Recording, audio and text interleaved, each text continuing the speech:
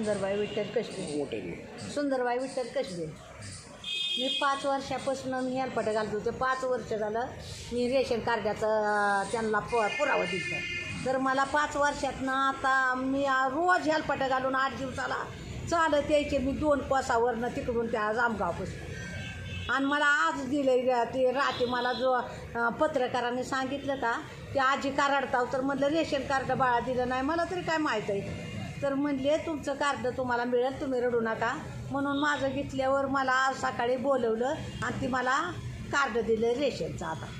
आता रेशनचा माल चालू होणार आहे का? रेशनचा माल आता चालू पुढच्या येत्या महिन्यात चालू होणार आहे रेशन माल.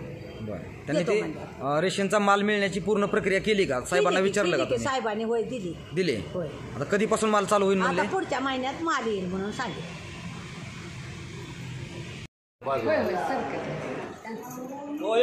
कृषी पुरवठा निरीक्षक बार्शी. काल जे आजीनं मला बाईट दिली काल मीडियाच्या दरम्यान, त्यानुसार मला थोडी माहिती सांगणं आवश्यक आहे. त्या आजी माझ्याकडं 2-3 वेळेस आल्या. त्यांनी मला कार्डची मागणी केली, पण त्यानुसार मी त्यांना कार्डची मागणी पूर्तता करून दिली. पण त्या आजीला ॲक्च्युअल धान्य पाहिजे होते. पण धान्यासाठी आपल्या कार्यालयाने एक वेगळा अर्ज करून ठेवलेला आहे. त्या अर्जाची मागणीनुसार आपण त्यांना त्यांची पूर्ण ग्रह चौकशी करून धान्याची पूर्तता करतो.